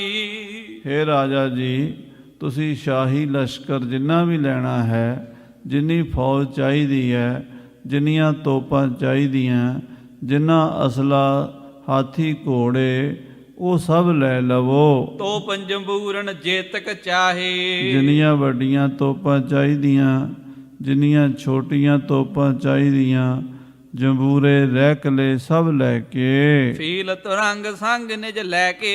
ਹਾਥੀ ਘੋੜੇ ਆਪਣੇ ਨਾਲ ਲੈ ਲਵੋ। ਮੋਹੇ ਪੁੱਤਰ ਲਿਓ ਸਾਥ ਮੈਂ ਲੈ ਕੇ। ਔਰ ਬਾਦਸ਼ਾਹ ਨੇ ਬੁਲਾ ਕੇ ਕਿਹਾ ਵੀ ਤੁਸੀਂ ਇਸ ਮੁਹਿੰਮ 'ਤੇ ਜਾਓ। ਦਾਰਾ ਸ਼ਿਕੋ ਨੇ ਆਪਣੇ ਪੁੱਤਰ ਨੂੰ, ਸ਼ਾਹਜਹਾਨ ਦੇ ਪੋਤੇ ਨੂੰ ਨਾਲ ਤੋਰਿਆ ਹੈ। ਜਾਹੋ ਮੁਹੰਮਦ ਸੁਜਾ ਸਮੀਪ। ਤੁਸੀਂ ਬੜੇ ਸਿਆਣੇ ਜੰਗਾਂ ਦੇ ਜੇਤੂ ਜਰਨੈਲ ਹੋ ਰਾਜਾ ਜੈ ਸਿੰਘ ਜੀ, ਜਾਓ ਮੇਰੇ ਭਰਾ ਸ਼ੁਜਾ ਮੁਹੰਮਦ ਦੇ ਕੋਲ ਜਾਓ। ਬਰਜਹੁ ਤੇ ਫਤੂਰ ਅਵਨੀਪਾ। ਤੁਸੀਂ ਉਹਦੇ ਨਾਲ ਗੱਲਬਾਤ ਵੀ ਕਰੋ ਕਿਉਂਕਿ ਤੁਸੀਂ ਸਿਆਣੇ ਹੋ। ਤੁਹਾਡੇ ਹਿੰਦੁਸਤਾਨ ਵਿੱਚ ਰਾਜਾ ਜੈ ਸਿੰਘ ਦਾ ਬੜਾ ਸਤਿਕਾਰ ਸੀ। ਦਿੱਲੀ ਦਰਬਾਰ ਦੇ ਵਿੱਚ, ਦਿੱਲੀ ਵਿੱਚ ਉਹਦਾ ਬੰਗਲਾ ਸੀ ਜਿਸ ਵਿੱਚ ਗੁਰੂ ਮਹਾਰਾਜ 8ਵੇਂ ਪਾਤਸ਼ਾਹ ਜੀ ਨੇ ਵੀ ਕਾਫੀ ਸਮਾਂ ਗੁਜ਼ਾਰਿਆ। ਅੱਜ ਕੱਲ੍ਹ ਉੱਥੇ ਗੁਰਦੁਆਰਾ ਸ੍ਰੀ ਬੰਗਲਾ ਸਾਹਿਬ ਜੀ ਮੌਜੂਦ ਹੈ। ਸੋ ਰਾਜਾ ਜੈ ਸਿੰਘ ਜੀ ਤੁਸੀਂ ਬੜੇ ਪ੍ਰਤਿਸ਼ਠ ਸੱਜਣ ਹੋ, ਕੋਸ਼ਿਸ਼ ਕਰੋ ਵੀ ਲੜਾਈ ਨਾ ਹੋਵੇ ਤੇ ਆਪਸ ਵਿੱਚ ਭਰਾਵਾਂ ਦੀ ਸੁਲ੍ਹਾ ਹੋ ਜਾਵੇ। ਸਮਝਾਉਣ ਦੀ ਕੋਸ਼ਿਸ਼ ਕਰੋ, ਜੇ ਨਹੀਂ ਸਮਝਦਾ ਤੇ ਫਿਰ ਜੰਗ ਕਰਕੇ ਉਸ ਨੂੰ ਕਾਬੂ ਕਰੀਏ। ਜੈ ਸਿੰਘ ਜੈ ਕਰਤਾ ਰਣ ਭਾਰੀ। ਰਾਜਾ ਜੈ ਸਿੰਘ ਜੀ, ਤੁਸੀਂ ਜੰਗ ਦੇ ਜੇਤੂ, ਬੜੇ ਬੜੇ ਭਾਰੀ ਰਣ ਜਿੱਤੇ ਹਨ। ਇਸ ਕਾਰਨ ਤੇ ਪਠਿਓ ਵਿਚਾਰੀ। ਇਸ ਕਰਕੇ ਅਸੀਂ ਤੁਹਾਨੂੰ ਇਸ ਕੰਮ ਤੇ ਭੇਜਦੇ ਹਾਂ। ਤੁਸੀਂ ਹਰ ਮੈਦਾਨ ਫਤਿਹ ਪਾਉਣ ਵਾਲੇ ਜੇਤੂ ਜਰਨੈਲ ਹੋ। ਏਮ ਸੁਨ ਚੜਿਓ ਬਜਾਏ ਨਗਾਰਾ। ਰਾਜਾ ਜੈ ਸਿੰਘ ਦਾਰਾ ਸ਼ਿਕੋ ਤੋਂ ਮਾਣ ਸਤਕਾਰ ਇੱਜ਼ਤ ਪਾ ਕੇ ਨਗਾਰੇ ਚੋਭਾਂ ਲਾ ਕੇ ਚੜਿਆ ਹੈ। ਲਸ਼ਕਰ ਚਲਿਓ ਸੰਗ ਜਿਸ ਭਾਰਾ। ਰਾਜਾ ਜੈ ਸਿੰਘ ਦੇ ਨਾਲ ਬੜੀ ਭਾਰੀ ਫੌਜ ਚੜੀ ਹੈ। ਏਮ ਸੁਨ ਗੋਹੇ ਬਹੁ ਬਰੂਦ ਲੈ ਸਾਥ। ਏਦਾਂ ਬੜੀਆਂ ਤੋਪਾਂ ਬਰੂਦ ਅਸਲਾ ਲੈ ਕੇ ਗਮਨ ਕੀਓ ਜੈ ਸਿੰਘ ਨਰ ਨਾਥ। ਰਾਜਾ ਜੈ ਸਿੰਘ ਚੱਲਿਆ ਹੈ। ਮਾਰਗ ਸ਼ਿਗਰ ਉਲੰਘ ਕਰ ਗਏ। ਅਕਬਰਾਬਾਦ ਤੋਂ ਚੱਲ ਕੇ ਛੇਤੀ ਨਾਲ ਸਾਰਾ ਪਿੰਡ ਤੈਅ ਕੀਤਾ ਹੈ। ਰਣ ਮੁਕਾਬਲੇ ਲਸ਼ਕਰ ਭਏ। ਜਿੱਥੇ ਆਮਣੇ ਸਾਹਮਣੇ ਫੌਜਾਂ ਡਟ ਗਈਆਂ ਉੱਥੇ ਜਾ ਪਹੁੰਚੇ ਨੇ। ਨਹਿ ਸੁਚੇਤ ਹੋਏ ਜੰਗ ਮਝਾਰੇ। ਕਹਿੰਦੇ ਜੰਗ ਦੇ ਵਿੱਚ ਸੁਚੇਤ ਹੋ ਕੇ ਨਹੀਂ ਲੜੇ। ਗਾਫਲ ਗਰਭ ਕਹੋ ਧਾਰੇ। ਕਿਉਂਕਿ ਹੰਕਾਰ ਸੀ ਕਿ ਸਾਡੇ ਨਾਲ ਸ਼ਾਹੀ ਫੌਜਾਂ ਨੇ, ਬਾਦਸ਼ਾਹ ਸਾਡੇ ਨਾਲ ਹੈ, ਤੋ ਇਸ ਕਰਕੇ ਲੜਾਈ ਵਿੱਚ ਗਫਲਤ ਨਹੀਂ ਚੱਲਦੀ। ਰਾਵਣ ਨੇ ਲਛਮਣ ਨੂੰ ਇਹ ਸਿੱਖਿਆ ਦਿੱਤੀ ਸੀ ਵੀ ਦੁਸ਼ਮਣ ਨੂੰ ਕਦੀ ਆਪਣੇ ਤੋਂ ਕਮਜ਼ੋਰ ਨਹੀਂ ਸਮਝਣਾ ਚਾਹੀਦਾ। ਪਰ ਫਿਰ ਵੀ ਬਹੁਤ ਵਾਰੀ ਇੱਦਾਂ ਹੁੰਦਾ ਹੈ ਕਿ ਲੋਕ ਜਿਹੜੇ ਹਨ ਉਹ ਆਪਣੇ ਹੰਕਾਰ ਵਿੱਚ ਮਾਰ ਖਾ ਜਾਂਦੇ ਹਨ। ਰਾਜਾ ਜੈ ਸਿੰਘ ਦੀਆਂ ਫੌਜਾਂ ਵਿੱਚ ਹੰਕਾਰ ਸੀ ਕਿ ਅਸੀਂ ਤਾਂ ਬੜੇ ਜੰਗਾਂ ਦੇ ਜੇਤੂ ਜਰਨੈਲ ਹਾਂ, ਅਸੀਂ ਬੜੀਆਂ ਬੜੀਆਂ ਲੜਾਈਆਂ ਜਿੱਤੀਆਂ ਨੇ, ਤੇ ਜਾਂਦਿਆਂ ਇਹਨਾਂ ਨੇ ਗਫਲਤ ਨਾਲ ਲੜਾਈ ਛੇੜ ਦਿੱਤੀ। ਕਾਸ਼ੀ ਨਿਕਟ ਬਹਾਦਰਪੁਰਾ। ਕਾਸ਼ੀ ਦੇ ਕੋਲ ਇੱਕ ਜਗ੍ਹਾ ਹੈ, ਉਹਨੂੰ ਬਹਾਦਰਪੁਰਾ ਕਹਿੰਦੇ ਹਨ। ਤਹਾ ਮੁਹੰਮਦ ਸੁਜਾ ਉਤਰਾ। ਉਹ ਬਹਾਦਰਪੁਰੇ ਦੀ ਛਾਉਣੀ ਦੇ ਵਿੱਚ ਸੁਜਾ ਮੁਹੰਮਦ ਉਤਰਿਆ ਹੋਇਆ ਸੀ। ਉੱਥੇ ਉਹਨੇ ਕਬਜ਼ਾ ਕੀਤਾ ਹੋਇਆ ਸੀ ਸਾਰੀ ਜ਼ਮੀਨ ਤੇ ਸੁਜਾ ਮੁਹੰਮਦ ਦਾ ਲੱਖਾਂ ਦੀ ਤਾਦਾਦ ਵਿੱਚ ਲਸ਼ਕਰ ਵੀ ਉੱਥੇ ਉਤਰਿਆ ਹੋਇਆ ਸੀ। ਤਾਬ ਜਸੂਸ ਸੁਧ ਹੇਤ ਪਠਾਏ। ਪਹਿਲਾਂ ਇਹਨਾਂ ਨੇ ਖਬਰ ਵਾਸਤੇ ਜਸੂਸ ਭੇਜੇ ਹਨ। ਇੱਕ ਦੂਜੀ ਦੀਆਂ ਫੌਜਾਂ ਵਿੱਚੋਂ ਖਬਰਾਂ ਭੇਜਣ ਵਾਲੇ ਬੰਦੇ ਦੋਵੇਂ ਪਾਸੇ ਹੁੰਦੇ ਆ, ਤੋ ਜਸੂਸਾਂ ਨੂੰ ਭੇਜਿਆ ਹੈ। ਆਏ ਤਿਨੋ ਅਸ ਘਾਤ ਬਤਾਏ। ਉਹਨਾਂ ਨੇ ਆ ਕੇ ਰਿਪੋਰਟ ਦਿੱਤੀ ਹੈ ਵੀ ਇਸ ਤਰੀਕੇ ਨਾਲ ਹਮਲਾ ਕਰਾਂਗੇ ਤੇ ਜਿੱਤ ਹੋਵੇਗੀ। ਸੁਪਤ ਪਰਿਓ ਅਬ ਨਹੀਂ ਸੁਚੇਤ। ਹੁਣ ਇਸ ਵੇਲੇ ਰਾਤ ਦਾ ਸਮਾਂ ਹੈ ਔਰ ਸੁਜਾ ਮੁਹੰਮਦ ਸੁੱਤਾ ਪਿਆ ਹੈ, ਉਹਦੀ ਲਸ਼ਕਰ ਉਹਦੀ ਫੌਜ ਵੀ ਸੁੱਤੀ ਪਈ ਹੈ। ਇਸ ਵੇਲੇ ਉਹ ਸੁਚੇਤ ਨਹੀਂ ਹੈ। ਜੈ ਸਿੰਘ ਚੜਿਓ ਜੁੱਧ ਕੇ ਹੇਤ। ਰਾਜਾ ਜੈ ਸਿੰਘ ਯੁੱਧ ਦੇ ਵਾਸਤੇ ਤਿਆਰ ਹੋ ਕੇ ਚੜਿਆ ਹੈ। ਜਾਏ ਪਰਿਓ ਡੇਰੇ ਪਰ ਭਾਰੋ। ਔਰ ਸਾਧ ਸੰਗਤ ਜੀ, ਇਹ ਜਾ ਕੇ ਬਹਾਦਰਪੁਰੇ ਸੁਜਾ ਮੁਹੰਮਦ ਦੇ ਡੇਰੇ ਤੇ ਹਮਲਾਵਰ ਹੋਇਆ। ਤੋਪ ਤੁਪਕ ਤੀਰਨ ਤਰਵਾਰੋ। ਤੋਪਾਂ ਨਾਲ, ਬੰਦੂਕਾਂ ਨਾਲ, ਤੀਰਾਂ ਤੇ ਤਲਵਾਰਾਂ ਨਾਲ ਹੱਲਾ ਬੋਲ ਦਿੱਤਾ ਜੈ ਸਿੰਘ ਨੇ। ਭਇਓ ਜੁੱਧ ਕਮਸਾਨ ਕਨੇਰਾ। ਬੜਾ ਕਮਸਾਨ ਦਾ ਯੁੱਧ ਬਹਾਦਰਪੁਰਾ ਕਾਸ਼ੀ ਦੇ ਲਾਗੇ ਮੁਗਲੀਆ ਫੌਜਾਂ 'ਚ ਆਪਸੀ ਹੋਇਆ ਹੈ। ਇੱਕ ਪਾਸੇ ਪਿਓ ਦੀ, ਇੱਕ ਪਾਸੇ ਪੁੱਤਰ ਦੀ ਫੌਜ ਹੈ। ਪਿਓ ਪੁੱਤਰ ਹੀ ਲੜ ਰਹੇ ਨੇ। ਸ਼ਾਹਜਹਾਨ ਬਾਦਸ਼ਾਹ, ਉਹਦੀ ਫੌਜ ਇੱਧਰੋਂ ਰਾਜਾ ਜੈ ਸਿੰਘ ਲੈ ਕੇ ਗਿਆ ਹੈ ਤੇ ਸੁਜਾ ਮੁਹੰਮਦ ਸਾਰੇ ਪੂਰਬੀ ਭਾਰਤ ਦੀ ਫੌਜ ਲੈ ਕੇ ਆਇਆ ਹੈ। ਕਟੇ ਵੀਰ ਸਰੋਣਤ ਛਿਤ ਗੇਰਾ। ਕਹਿੰਦੇ ਹਜ਼ਾਰਾਂ ਸੂਰਮੇ, ਹਜ਼ਾਰਾਂ ਘੋੜੇ ਮੈਦਾਨੇ ਜੰਗ ਵਿੱਚ ਕੰਮ ਆਏ ਹਨ। ਖੂਨ ਦੀਆਂ ਨਦੀਆਂ ਵਗ ਗਈਆਂ ਹਨ। ਧਰਤੀ ਬਹਾਦਰਪੁਰੇ ਦੀ, ਕਾਸ਼ੀ ਦੀ ਲਾਲ ਹੋ ਗਈ ਹੈ। ਗੱਜ ਬਾਜੀ ਬਹੁ ਤਰਫਤ ਗਿਰੇ। ਹਾਥੀ, ਘੋੜੇ, ਮੈਦਾਨੇ ਜੰਗ ਵਿੱਚ ਤੜਫ ਤੜਫ ਕੇ ਮਰ ਰਹੇ ਹਨ। ਝਟਪਟ ਸੁਪਟ ਸੁ ਕਟ ਕਟ ਮਰੇ। ਬੜੇ ਬੜੇ ਸੂਰਮੇ ਮੈਦਾਨੇ ਜੰਗ ਵਿੱਚ ਤਥਾ ਮੁਛ ਹੋਏ ਹਨ, ਕਟ ਕਟ ਮਰੇ ਹਨ।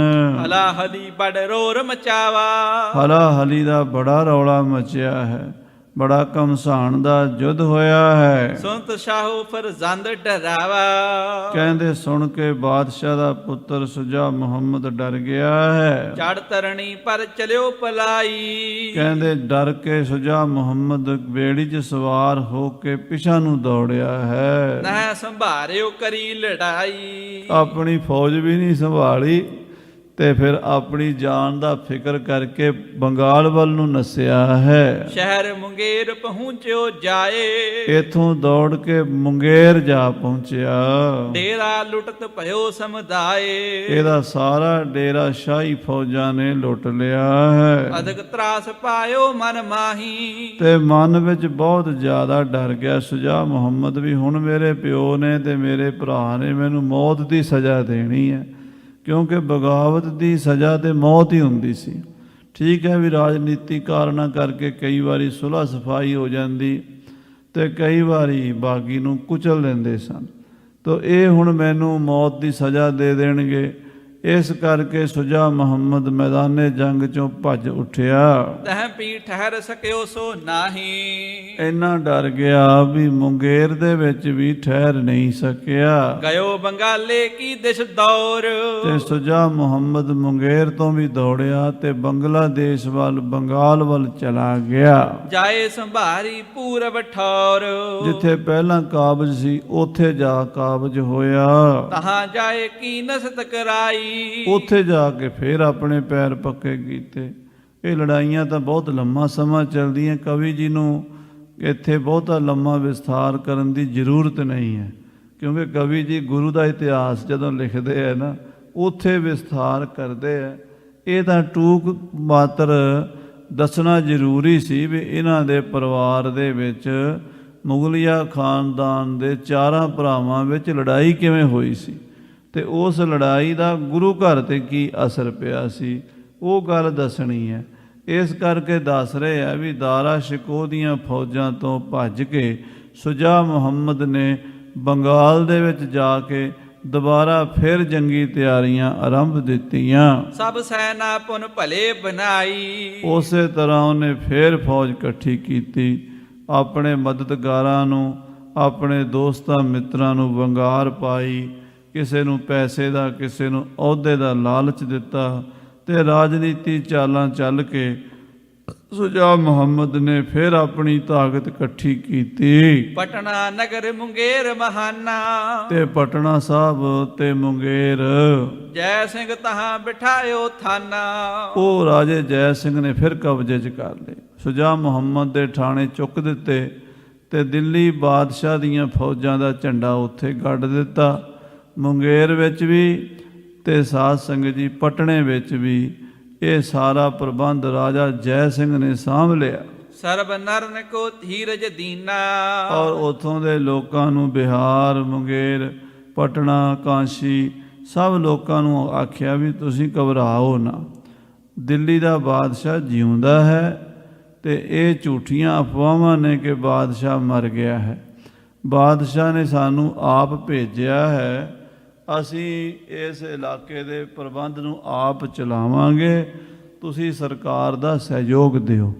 ਇਸ ਪ੍ਰਕਾਰ ਨਾਲ ਰਾਜਾ ਜੈ ਸਿੰਘ ਨੇ ਸੁਜਾ ਮੁਹੰਮਦ ਦੀ ਜਿਹੜੀ ਬਗਾਵਤ ਸੀ ਬੁਰੀ ਤਰ੍ਹਾਂ ਕੁਚਲ ਦਿੱਤੀ। ਵਿਜੈ ਲੀਨ ਕਾਰਜ ਸਭ ਕੀਨਾ।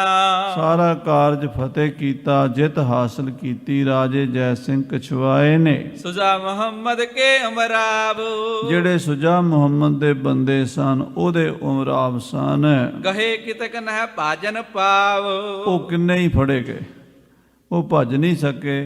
ਕੋਈ ਜੰਗ ਦੇ ਮੈਦਾਨ 'ਚ ਬਹਾਦਰਪੁਰੇ ਹੀ ਕਾਬੂ ਆ ਗਏ, ਜਿਉਂਦੇ ਫੜ ਲਏ। ਕੋਈ ਪਟਨੇ ਛੱਡੇ ਸਨ ਉਹਨੇ ਠਾਣਿਆਂ ਵਿੱਚ, ਉੱਥੋਂ ਦੇ ਪ੍ਰਬੰਧ ਚਲਾਉਣ ਲਈ ਉਹ ਪਟਨੇ ਜਾ ਕੇ ਫੜ ਲਏ। ਕੋਈ ਮੁੰਗੇਰ ਫੜ ਲਏ। ਜਿੱਥੇ ਜਿੱਥੇ ਸਨ ਉਹ ਸਾਰੇ ਬੰਦੇ ਜਿਨ੍ਹਾਂ ਨੇ ਸੁਜਾ ਮੁਹੰਮਦ ਦੀ ਮਦਦ ਕੀਤੀ ਸੀ ਉਹ ਬਾਗੀ ਸਮਝੇ ਗਏ। ਤੇ ਸਾਰੇ ਪਕੜੇ ਗਏ। ਤਿਨੋਂ ਸਮੇਤ ਫਤਿਹ ਕੀ ਬਾਤ, ਉਹਨਾਂ ਨੂੰ ਕੈਦ ਕਰਕੇ ਹੱਥ ਕੜੀਆਂ ਲਾ ਕੇ ਫਤਿਹ ਦੀ ਖੁਸ਼ੀ ਦੀ ਖਬਰ ਦੇਣ ਵਾਸਤੇ ਲਿਖ ਭੇਜੀ ਜੈ ਸਿੰਘ ਬਖਿਆਤ। ਰਾਜੇ ਜੈ ਸਿੰਘ ਨੇ ਲਿਖ ਕੇ ਚਿੱਠੀ ਵਿੱਚ ਸਾਰੀ ਗੱਲ, ਉਹ ਬੰਦੇ ਵੀ ਭੇਜ ਦਿੱਤੇ ਕੈਦ ਕਰਕੇ ਵੀ ਇਹ ਬਾਗੀ ਹਨ, ਔਰ ਨਾਲ ਸਾਰੀ ਗੱਲ, ਸਾਰੀ ਜੋ ਕਹਾਣੀ ਹੋਈ ਸੀ ਰਿਪੋਰਟ ਲਿਖ ਕੇ ਬਾਦਸ਼ਾਹ ਕੋਲ ਭੇਜੀ ਹੈ। ਤੂਰਨ ਗਾਮੀ ਦੇ ਪਠਾਏ, ਜਿਹੜੇ ਰਾਤੋਂ ਰਾਤ ਸੈਂਕੜੇ ਮੀਲ ਦਾ ਸਫ਼ਰ ਕਰਦੇ ਨੇ, ਸਾਂਢਣੀ ਸਵਾਰ, ਸਾਂਢਣੀ ਸਵਾਰ ਕਹਿੰਦੇ ਆ ਜਿਹੜੇ ਊਂਠਾਂ ਦੇ ਉੱਤੇ ਸਫ਼ਰ ਕਰਦੇ ਆ। ਊਂਠ ਕਿਉਂਕਿ ਪਾਣੀ ਤੋਂ ਬਿਨਾਂ ਬੜਾ ਲੰਮਾ ਸਮਾਂ ਕੱਢ ਲੈਂਦਾ ਹੈ ਤੇ ਰਾਤੋਂ ਰਾਤ ਦਿਨ ਰਾਤ ਤੁਰੀ ਜਾਂਦਾ ਹੈ, ਥਕਾਵਟ ਨਹੀਂ ਮੰਨਦਾ। ਉਹ ਬੰਦੇ ਉਹਨਾਂ ਨੇ ਭੇਜ ਦਿੱਤੇ। ਪਹੁੰਚਤ ਭਏ ਸ਼ਾਹੋ ਜਿਸ ਥਾਏ, ਇਹ ਫਟਾਫਟ ਬਾਦਸ਼ਾਹ ਕੋਲ ਆ ਪਹੁੰਚੇ ਹਨ। ਅਕਬਰਾਬਾਦ ਕੋਲ ਬਾਦਸ਼ਾਹ ਠਹਿਰਿਆ ਹੋਇਆ ਸੀ। ਇੱਥੇ ਆ ਕੇ ਇਹਨਾਂ ਨੇ ਖਬਰ ਦਿੱਤੀ ਵੀ ਅਸੀਂ ਬਗਾਵਤ ਕੁਚਲ ਦਿੱਤੀ ਹੈ। ਸੁਨਤ ਫਤਿਹ ਸ਼ੁਰ ਦਾਰਸ਼ ਕੋ, ਬਾਦਸ਼ਾਹ ਦਾ ਮੰਜੇ ਤੇ ਪਿਆ ਸੀ, ਉਹਨੂੰ ਤਾਂ ਪਤਾ ਲੱਗਦਾ ਕੁਛ ਦਾ, ਕੁਛ ਗੱਲ ਦਾ ਨਹੀਂ ਲੱਗਦਾ। ਉਹਦਾ ਮਾੜੀ ਮੋਟੀ ਹਾਂ ਹੂੰ ਹੀ ਕਰਦਾ ਸੀ ਤੇ ਕੰਮ ਤਾਂ ਸਾਰਾ ਦਾਰਾ ਸ਼ਿਕੋ ਸੰਭਾਲਦਾ ਸੀ। ਜਦੋਂ ਦਾਰਾ ਸ਼ਿਕੋ ਨੂੰ ਰਿਪੋਰਟ ਮਿਲੀ ਬਈ ਇਹ ਬਗਾਵਤ ਰਾਜਾ ਜੈ ਸਿੰਘ ਨੇ ਕੁਚਲ ਕੇ ਬਾਗੀ ਭਜਾ ਦਿੱਤਾ ਹੈ ਤੇ ਉਹਦੇ ਸਾਥੀ ਸਾਰੇ ਫੜ ਲਏ ਹਨ। ਅਦਕ ਪ੍ਰਸੰਨ ਹਿਰਦੇ ਮਹਿ ਹੋ, ਦਾਰਾ ਸ਼ਿਕੋ ਬੜਾ ਖੁਸ਼ ਹੋਇਆ ਵੀ ਇਹ ਬੜੀ ਖੁਸ਼ੀ ਦੀ ਖਬਰ ਹੈ। ਮੇਰਾ ਦੁਸ਼ਮਣ ਹੈ ਤਾਂ ਭਰਾ ਸੀ, ਪਰ ਰਾਜਨੀਤੀ 'ਚ ਕਿਹੜਾ ਕੋਈ ਭਰਾ ਹੁੰਦਾ, ਕਾਬੂ ਕਰ ਲਿਆ ਹੈ। ਉਹਦੀ ਬਗਾਵਤ ਦਬਾ ਲਈ ਹੈ, ਭਾਵੇਂ ਉਹ ਆਪ ਭੱਜ ਗਿਆ ਪਰ ਉਹਦੇ ਸਾਥੀ ਫੜੇ ਗਏ ਤੇ ਉਹਦੀ ਬਗਾਵਤ ਵੀ ਜਿਹੜੀ ਕੁਚਲੀ ਗਈ। ਬਾਦਸ਼ਾਹ ਦਾ ਪੁੱਤਰ ਦਾਰਾ ਸ਼ਿਕੋ ਖੁਸ਼ ਹੋਇਆ ਹੈ। ਜੋ ਪਕਰੇ ਸੋ ਨਿਕਟ ਬੁਲਾਏ, ਜਿਹੜੇ ਬੰਦੇ ਫੜੇ ਗਏ ਸੀ ਉਹ ਕੋਲ ਸੱਦੇ ਦਾਰਾ ਸ਼ਿਕੋ ਨੇ, ਤਿਨ ਕੋ ਹਾਸ ਕਰਤ ਬਿਕਸਾਏ, ਤੇ ਉਹਨਾਂ ਨਾਲ ਹਾਸ ਮਜ਼ਾਕ ਵੀ ਕੀਤਾ ਵੀ ਸੁਣਾਓ ਕਿੱਥੇ ਤੁਹਾਡਾ ਬਾਦਸ਼ਾਹ ਜਿਹੜਾ ਹਿੰਦੁਸਤਾਨ ਦਾ ਤਖਤ ਸਾਂਭਣ ਆਇਆ ਸੀ। ਕਹਾ ਮੁਹੰਮਦ ਸੁਜ਼ਾ ਤੁਮਾਰਾ, ਤੁਹਾਡਾ ਸ਼ਹਿਨਸ਼ਾਹ ਜਿਹਨੂੰ ਤੁਸੀਂ ਬਲੀਅਦ ਬਣਾਉਣਾ ਚਾਹੁੰਦੇ ਹੋ, ਹਿੰਦੁਸਤਾਨ ਦਾ ਬਾਦਸ਼ਾਹ ਬਣਾਉਣਾ ਚਾਹੁੰਦੇ ਹੋ, ਸੁਜਾ ਮੁਹੰਮਦ ਕਿੱਥੇ ਹੈ ਤੁਹਾਡਾ? ਭਾਜ ਗਇਓ ਪਟ ਲਾਜ ਉਤਾਰਾ, ਉਹਦੇ ਸ਼ਰਮ ਦੇ ਕੱਪੜੇ ਲਾ ਕੇ ਭੱਜ ਗਿਆ ਹੈ। ਉਹ ਤਾਂ ਬੇਸ਼ਰਮੀ ਦੀ ਹੱਦ ਟੱਪ ਗਿਆ। ਸਾਰੀ ਸੂਰਮਾ ਤਾਂ ਹੁੰਦਾ ਤੇ ਮੈਦਾਨੇ ਜੰਗ 'ਚ ਜੂਝਦਾ ਲੜਦਾ, ਪਰ ਉਹ ਤਾਂ ਮੈਦਾਨੇ ਜੰਗ 'ਚੋਂ ਭੱਜ ਗਿਆ, ਭਗੌੜਾ ਹੋ ਗਿਆ ਹੈ। ਜਿਸ ਐਸੇ ਕੇ ਤੁਮ ਉਮਰਾਵ, ਜਿਹੜਾ ਇਹੋ ਜਿਹਾ ਮੈਦਾਨੇ ਜੰਗ 'ਚੋਂ ਭੱਜਣ ਵਾਲਾ ਤੁਸੀਂ ਉਹਦੇ ਉਮਰਾਵ, ਜਿਹੜਾ ਮੈਦਾਨੇ ਜੰਗ 'ਚ ਖੜ ਹੀ ਨਹੀਂ ਸਕਿਆ। ਭਈ ਦਸਾ ਡਰ ਪ੍ਰਾਨ ਬਚਾਵ, ਉਹ ਆ ਤੁਹਾਨੂੰ ਮੁਸੀਬਤ ਵਿੱਚ ਪਾ ਕੇ ਤੇ ਆਪ ਡਰ ਕੇ ਪ੍ਰਾਣ ਆਪਣੇ ਬਚਾ ਕੇ ਨੱਠ ਗਿਆ ਹੈ। ਅਬ ਤੁਮ ਜਾਓ ਬੰਗਾਲੇ ਫੇਰ, ਜਾਓ ਤੁਸੀਂ ਹੁਣ ਬੰਗਾਲ ਜਾਓ, ਉਹਦੇ ਕੋਲ ਹੀ ਜਾਓ, ਜਾ ਕੇ ਮਿਲੋ ਉਸਨੂੰ। ਦੇਹ ਮੁਬਾਰਕ ਜੀਵਤ ਹੇਰ, ਉਹਨੂੰ ਜਿਉਂਦੇ ਹੋਣ ਦੀ ਮੁਬਾਰਕਬਾਦ ਦੇ ਦਿਓ। ਆਖੋ ਵੀ ਸੁਜਾ ਮੁਹੰਮਦ ਜੀ ਵਧਾਈ ਹੋਵੇ, ਤੁਸੀਂ ਜਿਉਂਦੇ ਹੋ, ਜੰਗ ਦੇ ਮੈਦਾਨ 'ਚੋਂ ਭੱਜ ਕੇ ਆਇਓ ਕਾਇਰਾਂ ਦੀ ਤਰ੍ਹਾਂ। ਪੁਨਹ ਨ ਕਰੋ ਕਾਮ ਅਬ ਕੈ ਐਸੇ, ਤੇ ਅੱਗੇ ਨੂੰ ਭਰਾ ਜੀ ਇਦਾਂ ਦੀ ਕਰਤੂਤ ਨਾ ਕਰਿਆ ਜੀ। ਬਾਦਸ਼ਾਹ ਦੇ ਆਪਣੇ ਪਿਓ ਦੇ ਖਿਲਾਫ, ਆਪਣੇ ਭਰਾ ਦੇ ਖਿਲਾਫ, ਹਿੰਦੁਸਤਾਨ ਦੇ ਤਖਤ ਦੇ ਖਿਲਾਫ ਬਗਾਵਤ ਕਰਨ ਦਾ ਹੀਆ ਨਾ ਕਰਿਆ ਜੇ। ਪਾਉ ਕੁਹਾਰੀ ਮਾਰਨ ਜੈਸੇ, ਆਪਣੇ ਪੈਰੀਂ ਆਪ ਕੁਹਾੜੀ ਨਹੀਂ ਮਾਰੀ ਦੀ ਹੁੰਦੀ। ਤੁਸੀਂ ਚੰਗਾ ਭਲਾ ਪੂਰਬ ਦਾ ਪ੍ਰਬੰਧ ਕਰ ਰਹੇ ਸੀ, ਉੱਥੋਂ ਦਾ ਤੁਹਾਨੂੰ ਰਾਜ ਭਾਗ ਮਿਲਿਆ ਸੀ, ਐਡਾ ਵੱਡਾ ਤੁਹਾਡਾ ਮਾਣ ਸਤਿਕਾਰ ਸੀ, ਤੇ ਤੁਸੀਂ ਆਪਣਾ ਆਪ ਹੀ ਆਪਣੀ ਪ੍ਰਤੀਤ ਆਪ ਹੀ ਖੋਵੈ। ਬਹੁਤ ਉਸਕਾ ਵਿਸ਼ਵਾਸ ਨਾ ਹੋਵੇ। ਜੇ ਆਪਣਾ ਭਰੋਸਾ ਹੀ ਗਵਾ ਬੈਠੇ ਹੋ ਤੇ ਦਿੱਲੀ ਦਰਬਾਰ ਦੇ ਬਾਗੀ ਬਣ ਗਏ ਹੋ, ਦੁਸ਼ਮਣ ਬਣ ਗਏ ਹੋ, ਆਪਣੇ ਪਿਓ ਦੇ ਤੇ ਆਪਣੇ ਭਰਾ ਦੇ ਦੁਸ਼ਮਣ ਬਣ ਗਏ ਹੋ। ਅਸ ਕਹਿ ਤਿਨ ਕੋ ਦੀਨਸ ਛੋਰ, ਇਸ ਤਰ੍ਹਾਂ ਕਹਿ ਕੇ ਸੰਤ ਸੁਭਾ ਦਾਰਾ ਸ਼ਿਕੋ ਨੇ ਉਹਨਾਂ ਬਾਗੀਆਂ ਨੂੰ ਜਿਉਂਦੇ ਛੱਡ ਦਿੱਤਾ। ਦੇਖੋ ਇਹ ਸਾਧੂ ਦਾ ਤੇ ਅਸਾਧੂ ਦਾ ਫਰਕ ਕੀ ਹੁੰਦਾ ਹੈ। ਸਾਧੂ ਦਇਆਵਾਨ ਹੁੰਦਾ ਹੈ, ਅਸਾਧੂ ਕਸਾਈ ਹੁੰਦਾ ਹੈ। ਜੇ ਕਿਤੇ ਸ਼ੁਜਾ ਮੁਹੰਮਦ ਦੇ ਕੋਲ ਦਾਰਾ ਸ਼ਿਕੋ ਦੇ ਬੰਦੇ ਇੱਦਾਂ ਜਾਂਦੇ, ਉਹਨੇ ਸਾਰੇ ਕਤਲ ਕਰ ਦੇਣੇ ਸੀ, ਪਰ ਸ਼ੁਜਾ ਮੁਹੰਮਦ ਦੇ ਬੰਦਿਆਂ ਨੂੰ ਦਾਰੇ ਨੇ ਕਤਲ ਨਹੀਂ ਕੀਤਾ। ਇੱਕ ਦੋ ਲਾਹਨਤਾਂ ਪਾ ਕੇ ਛੱਡ ਦਿੱਤਾ।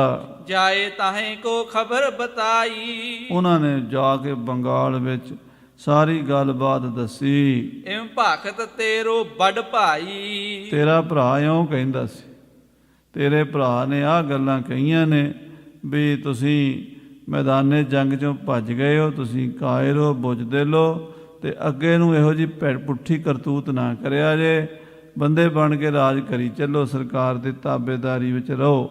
ਹਾਂਜੀ, ਕਰਿਓ ਕੋ ਕਾਜ ਨਿਲਾਜ ਬਿਸਾਲੇ, ਉਹ ਕਹਿੰਦਾ ਸੀ ਵੀ ਤੁਸੀਂ ਬੜਾ ਗਲਤ ਕੰਮ ਕੀਤਾ ਹੈ, ਕੁਕਾਜ ਕੀਤਾ ਹੈ, ਬੇਸ਼ਰਮੀ ਵਾਲਾ ਕੰਮ ਕੀਤਾ ਹੈ, ਆਪਣੇ ਪਿਓ ਦੇ ਤੇ ਭਰਾ ਦੇ ਖਿਲਾਫ ਬਗਾਵਤ ਕੀਤੀ ਹੈ। ਇਮ ਪੁਨ ਨਹੀਂ ਕਰੋ ਕਿਸ ਕਾਲੇ, ਮੁੜ ਕੇ ਇਦਾਂ ਦੀ ਕਰਤੂਤ ਨਾ ਕਰਿਆ ਜੇ, ਤੇ ਬੰਦੇ ਬਣ ਕੇ ਜਿਵੇਂ ਭਰਾਵਾਂ ਦੀ ਤਰ੍ਹਾਂ ਰਹਿਣਾ, ਰਾਜ ਕਰੀ ਚੱਲੋ। ਪੁਨः ਪਠਾਇਓ ਲਿਖ ਪਰਵਾਨਾ, ਫਿਰ ਪਰਵਾਨਾ ਵੀ ਲਿਖ ਕੇ ਭੇਜਿਆ ਹੈ। ਜੈ ਸਿੰਘ ਸਮੁਖ ਰਹੋ ਤਿਸ ਠਾਨਾ, ਰਾਜਾ ਜੈ ਸਿੰਘ ਨੂੰ ਦਾਰਾ ਸ਼ਿਕੋਹ ਨੇ ਪਰਵਾਨੇ 'ਚ ਲਿਖਿਆ ਕਿ ਰਾਜਾ ਜੀ ਤੁਸੀਂ ਨਾ ਵਾਪਸ ਆਇਆ ਜੀ, ਤੁਸੀਂ ਬਿਹਾਰ, ਪਟਨਾ, ਮੁੰਗੇਰ, ਕਾਂਸ਼ੀ, ਇਹ ਸਾਰੇ ਇਲਾਕੇ ਦਾ ਪ੍ਰਬੰਧ ਦੇਖੋ, ਉੱਥੇ ਰਹੋ।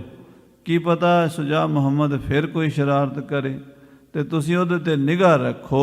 ਬੰਦੋਬਸਤ ਇਸ ਦੇਸ਼ਨ ਕਰੋ, ਇਹ ਸਾਰਾ ਜਿਹੜਾ ਪੂਰਬੀ ਭਾਰਤ ਦਾ ਇਲਾਕਾ ਹੈ, ਯੂਪੀ ਹੈ, ਬਿਹਾਰ, ਅਸਾਮ, ਬੰਗਾਲ, ਬੰਗਲਾਦੇਸ਼ ਹੈ, ਇਹ ਸਾਰਾ ਇਲਾਕਾ ਤੁਹਾਡੀ ਨਿਗਾਹ ਥੱਲੇ ਹੈ, ਇੱਥੋਂ ਦਾ ਸਾਰਾ ਬੰਦੋਬਸਤ ਕਰੋ। ਉਤਰੋ ਤਹਾਂ ਕਾਲ ਕੁਛ ਥਿਰੋ, ਉੱਥੇ ਹੀ ਟਿਕੇ ਰਹੋ ਕੁਝ ਸਮਾਂ, ਕਿਉਂਕਿ ਅਜੇ ਪਤਾ ਨਹੀਂ ਸ਼ੁਜਾ ਮੁਹੰਮਦ ਕੋਈ ਦੁਬਾਰਾ ਚਿੰਜੜੀ ਛੇੜ ਦਵੇ, ਕੋਈ ਹੋਰ ਲੜਾਈ ਬਗਾਵਤ ਦਾ ਝੰਡਾ ਚੁੱਕ ਲਵੇ, ਇਸ ਕਰਕੇ ਉਹਦੇ ਤੇ ਪੂਰੀ ਨਜ਼ਰ ਰੱਖੋ। ਇਸ ਪ੍ਰਕਾਰ ਕਰ ਕਹਿ ਤਿਸ ਦੇਸ਼, ਇਸ ਪ੍ਰਕਾਰ ਉਸ ਮੁਲਕ ਦੇ ਵਿੱਚ ਸਾਧ ਸੰਗਤ ਜੀ ਸ਼ੁਜਾ ਮੁਹੰਮਦ ਦੀ ਬਗਾਵਤ ਨੂੰ ਦਾਰਾ ਸ਼ਿਕੋਹ ਨੇ ਬੜੀ ਸਿਆਣਪ ਨਾਲ ਤੇ ਬਹਾਦਰੀ ਨਾਲ ਦਬਾ ਲਿਆ। ਹੋਤ ਭਇਓ ਸੋ ਪ੍ਰਸੰਗ ਅਸ਼ੇਸ਼, ਸੋ ਇਹ ਤਾਂ ਸੀ ਪੂਰਬ ਭਾਰਤ ਦਾ ਪ੍ਰਸੰਗ ਜਿਹੜਾ ਆਪ ਜੀ ਨੂੰ ਦੱਸਿਆ ਹੈ, ਆਪ ਜੀ ਨੇ ਸੁਣਿਆ ਹੈ। ਰਹਿਓ ਅਕਬਰਾ ਬਾਦ ਮਝਾਰ, ਤੇ ਬਾਦਸ਼ਾਹ ਸ਼ਾਹਜਹਾਨ ਮੰਜੇ ਤੇ ਪਿਆ ਸੀਗਾ, ਦਾਰਾ ਸ਼ਿਕੋਹ ਦੇ ਨਾਲ ਸੀ, ਉਹ ਅਕਬਰਾਬਾਦ ਵਿੱਚ ਕਈ ਮਹੀਨੇ ਟਿਕੇ ਰਹੇ। ਆਗੇ ਅਪਰ ਸੁਨੋ ਵਿਸਥਾਰ, ਅੱਗੇ ਹੁਣ ਦੱਖਣ ਦੀ ਕਹਾਣੀ ਸ਼ੁਰੂ ਹੋਣੀ ਹੈ। ਇੱਦਾਂ ਪੂਰਬ ਦੀ ਸੀ, ਦੱਖਣ ਵਿੱਚ ਔਰੰਗਜ਼ੇਬ ਔਰ ਸਾਧ ਸੰਗਤ ਜੀ, ਦੂਸਰਾ ਮੁਰਾਦ ਬਖਸ਼, ਉਹ ਸੀਗਾ ਗੁਜਰਾਤ ਵਿੱਚ ਮੁਰਾਦ ਬਖਸ਼, ਤੇ ਔਰੰਗਾ ਸੀਗਾ ਦੱਖਣ ਵਿੱਚ। ਇਹਨਾਂ ਨੇ ਆਪਸ 'ਚ ਗਿੱਟ-ਮਿੱਟ ਕੀਤੀ ਹੈ। ਉਹ ਕਿਵੇਂ ਆਪੋ ਆਪਣੀ ਥਾਂ 'ਤੇ ਪਹਿਲਾਂ ਤਾਂ ਬਗਾਵਤ ਦੀਆਂ ਗੱਲਾਂ ਕਰ ਰਹੇ ਸੀਗੇ, ਪਰ ਦਾਰਾ ਸ਼ਿਕੋਹ ਨੂੰ ਦਬਾਉਣਾ ਚਾਹੁੰਦੇ ਸੀ, ਇਸ ਕਰਕੇ ਇਹਨਾਂ ਨੇ ਆਪਸ ਵਿੱਚ ਸੁਲ੍ਹਾ ਕਰ ਲਈ ਸੀ। ਲੜਾਈਆਂ ਛਿੜੀਆਂ ਸਨ, ਉਹ ਸਾਰੇ ਪੱਖ ਜਿਹੜੇ ਹਨ ਅੱਗੇ ਸੰਗਤਾਂ ਨਾਲ ਸਾਂਝੇ ਕਰਾਂਗੇ। ਤੇ ਫਿਰ ਕਿਵੇਂ ਦਾਰਾ ਸ਼ਿਕੋਹ ਨੂੰ ਹਰਾ ਕੇ ਔਰੰਗਜ਼ੇਬ ਦਿੱਲੀ ਦੇ ਤਖਤ ਦਾ ਮਾਲਕ ਬਣੇਗਾ, ਆਪਣੇ ਪਿਓ ਬਾਦਸ਼ਾਹ ਸ਼ਾਹਜਹਾਨ ਨੂੰ ਵੀ ਕੈਦ ਕਰੇਗਾ। 7ਵੇਂ ਪਾਤਸ਼ਾਹ ਮਹਾਰਾਜ ਨੇ ਕਿਉਂਕਿ ਦਾਰਾ ਸ਼ਿਕੋਹ ਦੀ ਮਦਦ ਕੀਤੀ ਸੀ, ਜਦੋਂ ਸ੍ਰੀ ਗੋਇੰਦਵਾਲ ਸਾਹਿਬ ਦਾਰਾ ਸ਼ਿਕੋਹ ਦੀਆਂ ਫੌਜਾਂ ਨੂੰ ਪਾਰ ਲੰਘਾ ਕੇ ਗੁਰੂ ਸਾਹਿਬ ਨੇ ਪੁਲ ਤੋੜ ਦਿੱਤਾ ਸੀਗਾ। ਪੁਲ ਸੀਗਾ ਬੇੜੀਆਂ ਦਾ, ਦਰਿਆ ਬਿਆਸਾ ਦੇ ਉੱਤੇ। ਉਹ ਜਦੋਂ ਪੁਲ ਮਹਾਰਾਜ ਨੇ ਕੱਟ ਦਿੱਤਾ, ਤੇ ਔਰੰਗਜ਼ੇਬ ਨੂੰ ਇਸ ਗੱਲ ਦੀ ਬੜੀ ਖੁੰਦਕ ਸੀ ਕਿ ਮੇਰੀ ਮਦਦ ਨਹੀਂ ਕੀਤੀ, ਮੇਰੇ ਦੁਸ਼ਮਣ ਦੀ ਕੀਤੀ ਹੈ। ਉਹਨੇ ਸਤਿਗੁਰੂ ਜੀ ਨੂੰ ਦਿੱਲੀ ਸੱਦਿਆ ਸੀ, ਮਹਾਰਾਜ ਬਾਬਾ ਰਾਮ ਰਾਏ ਜੀ ਨੂੰ ਭੇਜਿਆ ਸੀ, ਉਹ ਕਥਾ ਉੱਥੇ ਪਹੁੰਚਣੀ ਹੈ। ਇਸ ਕਰਕੇ ਸਾਰੀ ਕਥਾ ਵਿਸਥਾਰ ਨਾਲ ਸੁਣਨ ਵਾਲੀ ਹੈ। ਜਿੰਨਾ ਚਿਰ ਕਿਸੇ ਚੀਜ਼ ਦਾ ਕਾਰਨ ਦਾ ਨਾ ਪਤਾ ਲੱਗੇ, ਕਾਰਜ ਦਾ ਵੀ ਪਤਾ ਨਹੀਂ ਲੱਗਦਾ। ਇਹ ਸਾਰੇ ਕਾਰਨ ਹਨ। ਸੋ ਗੁਰ ਇਤਿਹਾਸ ਆਪ ਜੀ ਸੁਣ ਰਹੇ ਹੋ, ਵੱਡੇ ਭਾਗਾਂ ਵਾਲਿਓ। ਹੇ ਗੋਬਿੰਦ, ਹੇ ਗੋਪਾਲ, ਹੇ ਦਇਆਲ।